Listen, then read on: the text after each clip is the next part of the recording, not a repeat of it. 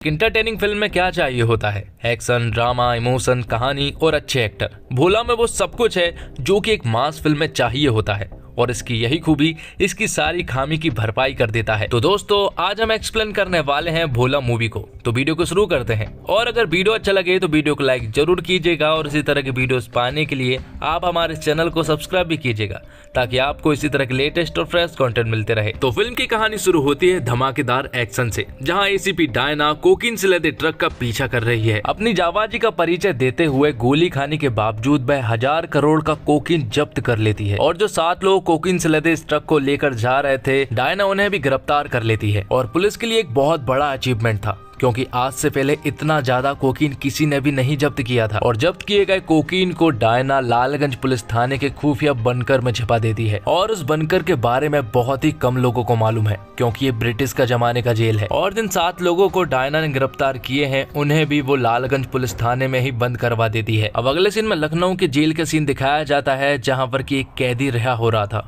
और उस कैदी का नाम है भोला। दरअसल भोला 10 सालों के बाद जेल से रिहा हो रहा है। वैसे तो उसे उम्र कैद की सजा हुई थी लेकिन अच्छे बर्ताव के कारण उसे जल्दी रिहा कर दिया जा रहा है। अब अगले सीन में हमें अश्वत्थामा उर्फ आंसू को दिखाया जाता है और जो 1000 करोड़ का कोकीन जब्त हुआ है वो किसी और का नहीं बल्कि आंसू के लोगों का ही है। और ये बात जब आंसू को मालूम चलती है तो वो पूरी तरह से बौखला जाता है। आंसू ये बात अपने भाई निठारी को बताता है, जिसके बाद निठारी और आंसू अपने कोकीन के बारे में पता लगाना शुरू कर देते हैं। और निठारी और आंसू के पास गैंगस्टर की पूरी फौज है, वो आराम से पूरे के पूरे शहर को तबाह कर सकते हैं। तब वो उन्हीं गैंगस्टर और अपने कुछ खबरियों की मदद से अपने कोकीन के बारे में पता लगाना शुरू कर देते हैं। और खबरी सिर्फ आंसू और निठारी के ही नहीं है बल्कि एसीपी डायना का भी है। दरअसल रौनक नाम का एक अंडरकवर एजेंट निठारी और आंसू के साथ पिछले 2 साल से काम कर रहा है और रौनक सारी इन्फॉर्मेशन डायना को बताता है। हालांकि आंसू के अपने गैंग के ऊपर शक है कि उनके बीच में कोई गद्दार है। जिसके बाद डायना अपने बॉस के पास जाती है, जहाँ पर डायना का बॉस उसे सलाह देता है कि जब तक अदालत माल की कस्टडी नहीं लेती है तब तक ये जानकारी गुप्त रहनी चाहिए। लेकिन वे दोनों इस बात से अनजान थे कि उन्हीं की फोर्स में मौजूद भेड़िया सारी जानकारी नशीले माल की तस्करी करने वाले माफिया गिरोह आंसू और निठारी को दे रहा है। उस पुलिस फोर्स के गद्दार को पुलिस फोर्स के बारे में सारी जानकारियां हैं और वो आंसू को ये सारी जानकारियां दे देता है और वो उससे डील करता है कि 1000 करोड़ के कोकीन के बदले में वो उसे 50 करोड़ रुपए देगा और जिन ऑफिसरों ने कोकीन से लदे ट्रक को जब्त किया है वो उन्हें भी उनके हवाले करेगा। अब अगले सीन में लालगंज पुलिस थाना दिखाया जाता है जहाँ पर 55 साल का अंगद यादव नाम का एक पुलिस कांस्टेबल आता है। दरअसल अंगद यादव का ट्रांसफर हो चुका है और उसका ट्रांसफर लालगंज पुलिस थाने में ही हुआ है और आज उसकी ज्वाइनिंग है। और लालगंज पुलिस थाने में सिर्फ 4 कांस्टेबल थे और साथ ही यहाँ पर 4 स्टूडेंट भी थे जो कि रात को अपने दोस्त का जन्मदिन सेलिब्रेट कर रहे थे, वो भी लाउड स्पीकर के साथ। तो उन्हें अरेस्ट कर लिया जाता है। जिसके बाद लखनऊ के अनाथ आश्रम में हमें ज्योति नाम की एक छोटी सी लड़की को दिखाया जाता है। दरअसल आज उससे कहा गया है कि कल सुबह उससे कोई मिलने के लिए आएगा जो कि उसका एकदम खास है, लेकिन ज्योति का इस दुनिया में कोई भी नहीं है। तो वो सोचती है कि आखिर उससे कौन मिलने के लिए आएगा। अब अगले सीन में हम देखते हैं कि डायना के बॉस का आज आखिरी दिन था। दरअसल आज उनका रिटायरमेंट है, इसलिए वो सारे ऑफिसरों को शराब पिला रहे होते हैं, लेकिन डायना को छोड़कर सभी लोग यहाँ पर शराब पीते हैं। दरअसल डायना को कंधे पर गोली लगी हुई थी और उसने मेडिसिन वगैरह खाई हुई थी, इसलिए वो शराब नहीं पीती है। लेकिन यहाँ पर शराब पीते ही कुछ मिनटों में ही सारे ऑफिसर अचानक से बेहोश हो जाते हैं। डायना को अचानक से ये सब कुछ समझ नहीं आया कि आखिर ये क्या हुआ। धीरे से उसे समझ आता है कि शायद शराब पीने की वजह से उनका ये हाल हुआ है और शराब में जरूर किसी ने कुछ मिलाया है क्योंकि उसने ही सिर्फ शराब नहीं पी थी। तो अब इन सारे पुलिस वालों को किसी भी हालत में हॉस्पिटल ले जाना था, लेकिन उसके कंधे में गोली लगी हुई थी इसलिए वो तो ट्रक नहीं चला सकती थी। और डायना के अलावा यहाँ पर कुछ खाना बनाने वाले लोग थे और साथ ही रिहा हुआ एक कैदी भी था जिसका नाम भोला है। और जब डायना खाना बनाने वाले लोगों से पूछती है कि क्या उन्हें ट्रक चलाना आता है तो वो मना करते हैं। और यहाँ पर जब भोला से पूछा जाता है तो वो हाँ तो कहता है, लेकिन वो साथ ही उससे ये भी कहता है कि वो आज ही रहा हुआ है और वो अपनी बेटी से मिलने के लिए जा रहा है जिसे कि उसने कभी भी नहीं देखा है और वो नहीं चाहता कि वो और किसी मुश्किल में पड़े। जिस पर कि डायना उससे कहती है कि तुम्हारी इस छोटी सी मुश्किल की वजह से 40 घर के बच्चे अनाथ हो सकते हैं और इन सारे ऑफिसर्स को 5 घंटे के अंदर हॉस्पिटल नहीं ले जा सके तो ये 40 के 40 ऑफिसर मारे जाएंगे। डायना की ये सारी बातें सुनने के बाद भोला डायना की बात मान जाता है, जिसके बाद सारे 40 ऑफिसरों को ट्रक के अंदर डाल दिया जाता है और खाना बनाने वाला करची नाम का आदमी उनकी मदद भी करता है। साथ ही वो सारे रूट जानता था इसलिए उसे भी वो लोग अपने साथ ले जाने लगते हैं। यहाँ दूसरी तरफ आंसू प्लान बना रहा होता है कि वो 40 ऑफिसरों को किसी भी हालत में मारना है, क्योंकि आंसू की ही ये सारी प्लानिंग थी और उनकी शराब में उसी ने ही नशीले पदार्थ मिलवाए थे, जो कि हमारे देश में पूरी तरह से बैन है। ये बात जब रौनक को मालूम चलती है तो वो तुरंत ही डायना मैडम के पास कॉल लगाता है और ये सारी बातें बताता है। रौनक डायना मैडम को बताता है कि जब आप लोग हॉस्पिटल जाएंगे तो आप हाईवे से नहीं जाइएगा, क्योंकि आंसू आपके ऊपर अटैक करवाने वाला है। लेकिन उसी ट्रक के अंदर 40 ऑफिसरों में एक ऑफिसर ऐसा भी था जिसने की शराब नहीं पी थी, जो कि आंसू के साथ मिला हुआ है, और वो अपनी लोकेशन आंसू के पास शेयर कर देता है। और लोकेशन मिलते ही आंसू तुरंत ही शहर के सारे गैंगस्टरों को बुला लेता है। वो उनके सामने ढेर सारा पैसा रखता है और उन सभी के सामने एक एग्रीमेंट के रूप में वीडियो बनवाता है। वो उनसे कहता है कि जो भी उन 40 लोगों को मारेगा उन्हें 40 करोड़ रुपए दिए जाएंगे, और जो भी डायना मैडम को मारेगा उन्हें 5 करोड़ रुपए मिलेंगे। यहाँ दूसरी तरफ रौनक ने डायना मैडम को बता दिया था कि आंसू को लालगंज पुलिस थाने के बारे में पता चल गया है कि माल वहीं पर है, इसलिए यहाँ पर डायना मैडम तुरंत ही लालगंज पुलिस थाने में कॉल लगाती है और वहाँ के कांस्टेबल से कहती है कि अपने आजू बाजू के पुलिस स्टेशन की सारी पुलिस फोर्स को बुला लो और अपने पुलिस स्टेशन के सारे दरवाजे और खिड़कियां बंद कर लो। लेकिन ये सारी बातें सुनने के बाद वो पुलिस कांस्टेबल पूरी तरह से डर जाता है और वो अपने साथ के 3 कांस्टेबल के साथ इस पुलिस स्टेशन से रफू चक्कर हो जाता है। तो अब इस पुलिस स्टेशन में सिर्फ अंगद यादव और वो 4 स्टूडेंट बचे हुए हैं। थोड़ी देर के बाद डायना मैडम फिर से कॉल लगाती है, लेकिन कॉल कोई भी नहीं उठा रहा था।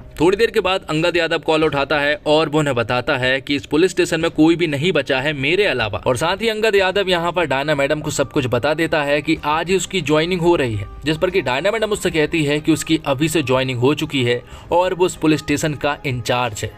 तो मैं तुरंत ही अभी के अभी सारे दरवाजे और खिड़कियां बंद करने हैं। यहाँ लखनऊ के अनाथ आश्रम में ज्योति को किसी तरह से अपने पिता का नंबर मिल जाता है, लेकिन उसे मालूम नहीं था कि ये आदमी कौन है। बस उसे मालूम था कि ये आदमी उसे मिलने के लिए आ रहा है और ये उसका नंबर है, इसलिए वो कॉल लगाती है और यहाँ पर भोला उससे बात करता है। लेकिन भोला जब उससे बात कर ही रहा होता है कि तभी अचानक से कुछ बाइकर्स यहाँ पर आते हैं और वो लोग भोला के ट्रक पर हमला कर देते हैं और उसके पूरे ट्रक को आग लगा देते हैं। यहाँ पर वो कई सारे बाइकर्स थे जो कि उसके ट्रक का पीछा भी कर रहे थे, लेकिन तभी बहादुरी के साथ भोला बाहर आता है और उन बाइकर्स का सामना करता है। वो एक एक करके उन सारे बाइकर्स को मजा चखाना शुरू करता है और सभी को मार गिराता है, जिसके बाद वो लोग फिर से अपने सफर के लिए आगे बढ़ने लगते हैं। थोड़े आगे बढ़ने के बाद कुछ चैन से बंधे कुछ ट्रैक्टर्स उनके सामने आ जाते हैं और वो भोला के ट्रक को रोक लेते हैं। जैसे उसका ट्रक रुकता है तो भोला के ट्रक के पीछे एक नहीं बल्कि 2 गैंग आमने सामने हो जाती है। दोनों गैंग चाह रही है कि वो 40 लोग हमें मिले और डायना मैडम भी। तब दोनों गैंग समझौता करती है कि वो लोग 20-20 लोगों को मारेंगे और सारा पैसा आपस में बांट लेंगे। लेकिन यहाँ पर थोड़े आगे बढ़ने के बाद उनका सामना होता है भोला से, और भोला उन्हें ऐसा मजा चखाता है कि वो लोग देखते रह जाते हैं, क्योंकि भोला उन्हें सिर्फ मार नहीं रहा था बल्कि भोला उन्हें जान से मार रहा था। और डायना मैडम भी भोला का साथ दे रही थी। जो भी ट्रक पर चढ़ने की कोशिश करता डायना मैडम उन्हें गोली मार देती। और यहाँ पर आंसू को मालूम चल गया था कि लालगंज पुलिस थाने में उनका माल है, इसलिए वो सारे गैंगस्टर को लेकर लालगंज पुलिस थाने में पहुंच जाते हैं, जहां पर कि वो चिल्ला कर कहते हैं कि उनके पास सिर्फ 5 मिनट है और अगर 5 मिनट के अंदर वो लोग बाहर नहीं आए तो वो इस पूरे के पूरे जेल को जला देंगे। तो जेल के बाहर जो भी हो रहा था अंगद यादव ये सारी बातें डायना मैडम को बताता है। डायना मैडम यहाँ पर उनसे कहती है कि जेल में ही उनके 7 लोग बंद हैं, उनसे मेरी बात कराओ। और जब यहाँ पर डायना मैडम की बात उनसे कराई जाती है तो डायना मैडम उनसे कहती है कि उनका माल उनके पास नहीं है। वो लोग आंसू से कहते हैं कि हम तुम्हारे 7 लोगों को छोड़ रहे हैं। आंसू तो यहाँ पर अपने माल के लिए आया था, लेकिन जब उसे मालूम चला कि उन 7 लोगों में उसका बड़ा भाई भी है तो वो इस डील के लिए तुरंत ही मान जाता है। तब ये लोग लॉकअप का गेट और पुलिस स्टेशन का गेट दोनों ही खोलने लगते हैं। लेकिन आगे इन्हें थोड़ी देर के बाद मालूम चलता है कि उन 7 लोगों में से एक आदमी दरअसल में आंसू का भाई है, जो कि एक बहुत बड़ा गैंगस्टर है, और अगर वो बाहर आ गया तो वो इन सभी लोगों को मार देगा। इसलिए डायना मैडम तुरंत ही गेट बंद करने को कहती है और ये लोग ऐसा ही करते हैं।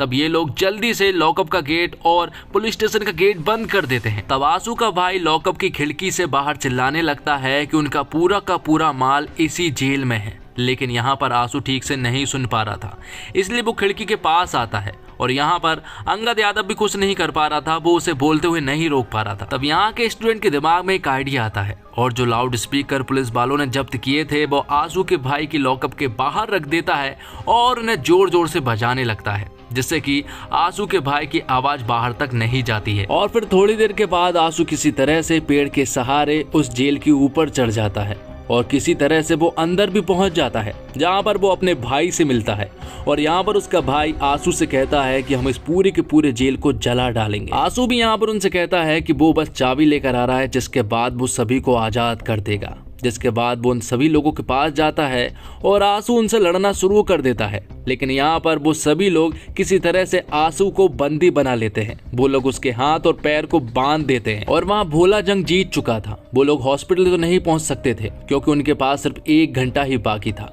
इसलिए वो लोग एक महाकाल की मूर्ति के पास बैठे हुए थे और यहीं पर डॉक्टर और एम्बुलेंस आने वाली थी क्योंकि 1 घंटे के अंदर उनका इलाज भी करना था।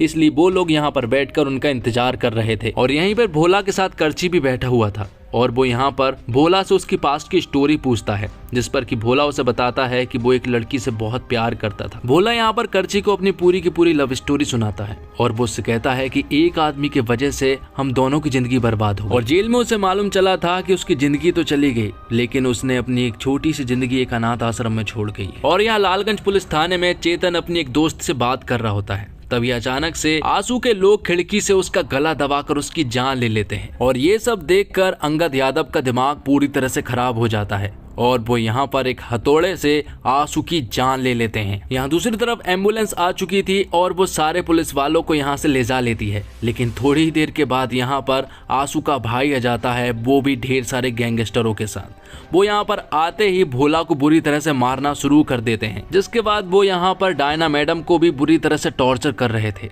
थोड़ी देर के बाद यहाँ पर रौनक आ जाता है क्योंकि डायना मैडम का कॉल नहीं लग रहा था और उसे मालूम चल गया था कि वो लोग मूर्ति के पास है। यहाँ पर वो आ जाता है और रौनक के बारे में यहाँ पर आंसू के भाई को मालूम चल गया था कि वो गद्दार है। तब आंसू का भाई रौनक को बेरहमी से मार देता है और जब ये लोग डायना मैडम को यहाँ से लेकर जा ही रहे होते हैं कि तभी भोला जाग जाता है और वो यहाँ पर सभी लोगों को चुन चुन के मारना शुरू कर देता है। यहीं पर एक त्रिशूल भी था, उस त्रिशूल की मदद से वो यहाँ पर सभी को मार डालता है। तो ये जंग जीतने के बाद भोला तुरंत ही लालगंज पुलिस थाने की तरफ निकल पड़ते हैं। यहाँ दूसरी तरफ जब यहाँ पर आंसू का भाई निठारी से मिला था तो आंसू ने उन्हें मोबाइल दे दिया था और उन्होंने सारे बड़े बड़े गैंगस्टरों के पास कॉल लगा दिया था और ये कहा था कि उन्हें एक जेल को उड़ाना है और सभी को लालगंज पुलिस थाने बुला लिया था। यहाँ भोला, डायना मैडम और करची लालगंज पुलिस थाने पहुंच चुके थे। डायना मैडम तुरंत ही उस बंकर में जाती है और उस खुफिया बंकर में वो 1000 करोड़ के कोकीन को जलाकर राख कर देती है। और यहाँ दूसरी तरफ भोला